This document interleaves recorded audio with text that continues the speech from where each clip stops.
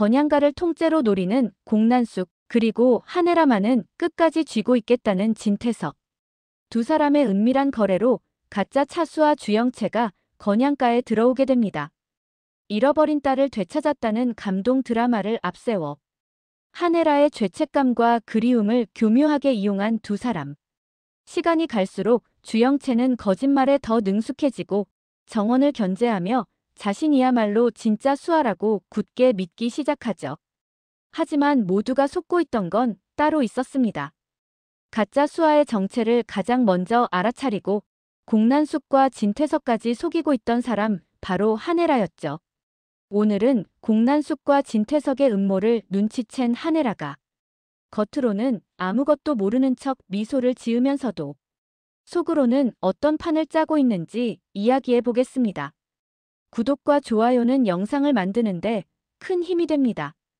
잃어버린 딸 차수아를 찾았다는 말이 진태석의 입에서 나왔을 때 한혜라는 그 말을 의심하는 것 자체가 죄처럼 느껴졌다. 태석은 유전자 검사 결과지를 내밀었다. 수아 맞아. 내가 잃어버린 그 애야. 이젠 우리 곁으로 돌아온 거야. 태석에게 쌓여있던 원망도 모두 잠시 뒤로 밀려났다. 내 딸이 살아있었다. 그래서 한혜라는 그 아이를 끌어안고 떨리는 손으로 등을 토닥이며 말했다. 우리 수아, 이제 엄마가 절대 놓지 않을게. 혜라는 몰랐다. 그 순간 자신이 끌어안은 아이가 실은 공난숙의 딸 주영채라는 걸. 그리고 그 거짓의 대본을 쓴 사람이 다름 아닌 남편 진태석과 공난숙이라는 걸. 가짜 차수아, 주영채는 어릴 때부터 부유함이 일상이었다. 공난숙은 돈이 곧 안전이라고 믿는 여자였다. 딸 영채에게 가르친 건 세상의 도덕이 아니라 가격표와 브랜드의 서열이었다. 어떤 가방이 몇 년도 컬렉션인지, 어떤 화장품이 어느 나라 상위 1%만 쓰는 라인인지, 어떤 수입차 매장이 고객을 어떻게 등급 나누는지. 영채는 그런 세계에서 자랐고 그 세계에서 당연한 것들을 당연히 알고 있었다. 문제는 그 아이가 지금 평생 가난 속에서 힘겹게 자랐다고 설정된 잃어버린 딸 차수아의 얼굴을 하고 있다는 점이었다. 건양가에 들어온 지 얼마 안 되었을 때였다. 한혜라는 수아의 방을 정리해주다가 잠시 드레스룸 문을 열어보았다. 몇 개의 가방이 선반 위에 진열되어 있었다. 혜라는 그중 하나를 꺼내 들고 미소 지었다. 이건 엄마가 예전에 꼭 한번 들고 싶었던 건데. 그땐 감히 가격도 못 물어봤지. 그때 뒤에서 다가온 수아가 마치 오래된 친구를 발견한 듯 환하게 웃었다. 엄마, 이거 작년 한정판 컬렉션이죠? 국내에 몇 점 안 들어왔던 그 라인 맞죠? 입에서 너무 자연스럽게 흘러나오는 단어들이었다. 수아는 가방을 한번 들어보더니 아쉬움이 배인 목소리로 중얼거렸다. 그때 진짜 피 터지게 경쟁했는데 놓쳤어요.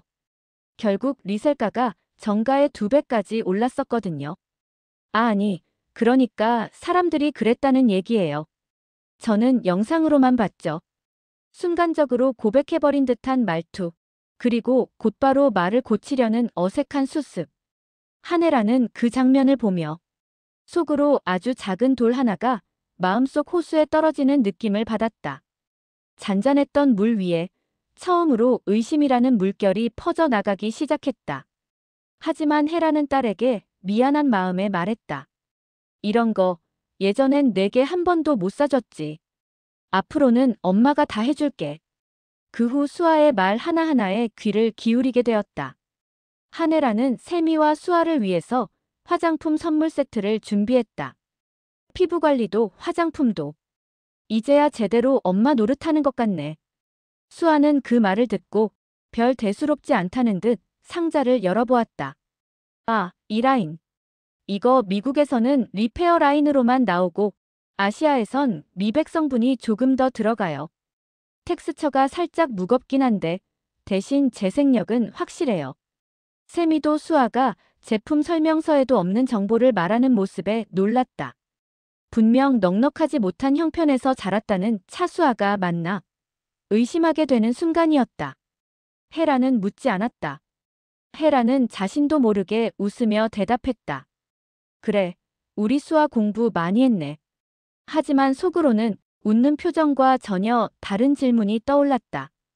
도대체 너는 어디서 이런 걸 배운 거니? 결정적인 순간은 수입 외제차 매장에서 찾아왔다. 태석은 잃어버린 딸을 찾았다는 기사를 언론에 흘리며 부성애를 과시하느라 바빴다. 주주들에게도 말했고 임원회의에서도 가족의 복원이 곧 회사의 복원이라며 연설했다. 한혜라는 그 모습이 역겹기도 했지만 한편으로는 그 기회를 이용하기로 했다. 수아야, 엄마가 내 첫 차 사줄게. 수아와 함께 강남의 한 수입차 매장을 찾았다. 유리병 너머로 반짝이는 차들이 줄지어 서 있었고 직원들은 그들의 입장을 알아보는 순간 허리를 90도로 굽혔다. 부회장님, 오래 기다리고 있었습니다.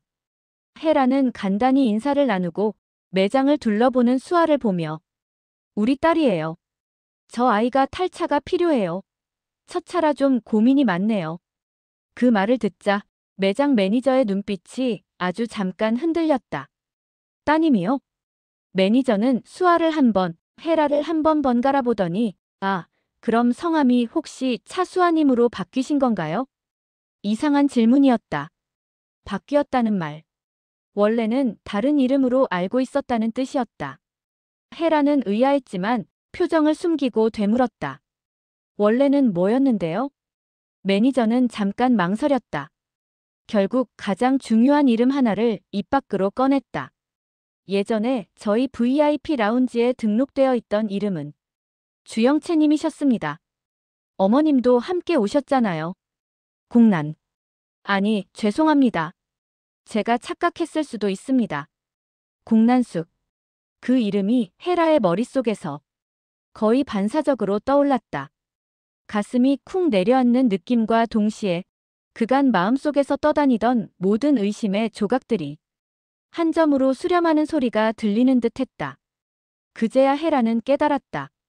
이 매장 직원의 기억 속에서 이 아이는 이미 오래전부터 부잣집 딸 주영채로 이곳에 드나들던 사람이었다는 걸. 태어나 처음 차를 선물 받는 감동의 순간이 아니라 단지 또 하나의 고급 소비 경험일 뿐인 듯.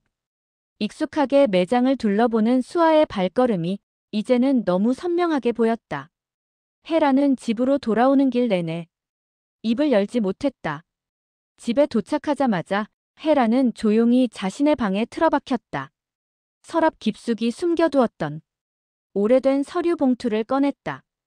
기범이 마지막으로 건네주었던 출생신고서 사본, 그 위에는 아직도 낯익은 이름이 적혀 있었다. 차정원. 그리고 그 옆에 작게 적힌 이름. 아명수아. 한혜라는 손가락으로 그 이름들을 천천히 따라 썼다. 정원아 수아야. 세상이 지금 차수아라고 부르는 아이는 공문서 속 그 아이와 달랐다. 태석이 내밀었던 유전자 검사지는 이제 더 이상 진실의 증거가 아니었다. 조작된 각본의 일부였을 뿐. 이제 퍼즐은 거의 맞춰졌다. 잃어버린 딸을 찾았다는 명목으로 언론에 감동 스토리를 뿌리고 싶었던 진태석. 건양그룹 안에 자신이 믿고 쓰는 사람을 심고 싶었던 공난숙. 그 둘의 이해관계가 기이하게도 정확히 겹쳐있던 시점. 그때 공난숙이 내민 카드가 바로 자신의 친딸 주영채였다. 태석 혼자서는 할 수 없었을 것이다. 공난숙이 자금과 인맥을 대고 태석은 건양의 이름을 내주며 서류에 힘을 실었다. 그 대가로 공난숙의 딸은 건양가의 잃어버린 공주가 되었고 가짜 차수아는 모든 조작의 중심에 서게 되었다. 한혜라는 그 사실을 깨달으면서도 소리를 지르지 않았다. 눈물도 보이지 않았다.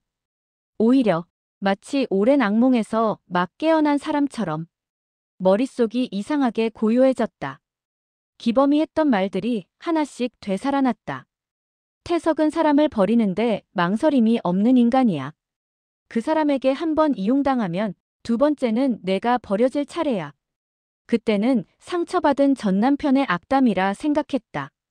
그러나 지금은 그 말이 너무 정확해서 오히려 소름이 돋았다. 태석은 이미 한 번 기범에게 살인 누명을 씌워버렸고 그 일로 자신의 정치적 리스크와 투자 실패의 책임을 깔끔하게 덮었다. 이번에는 공난숙과 함께 가짜 딸을 만들어 잃어버린 가족을 찾았다는 훈훈한 드라마 뒤에 또 다른 비리를 감추고 있었다. 회계 조작, 실패한 해외 투자, 비밀 재단으로 빠져나간 자금들. 그 돈의 일부가 지금 가짜 수아의 드레스룸과 카드 한도에 녹아있다는 사실을 헤라는 직감적으로 느꼈다. 그러나 진실을 알아버렸다고 해서 당장 할 수 있는 일은 없었다. 태석이 어떤 사람인지 헤라는 누구보다 잘 알고 있었다.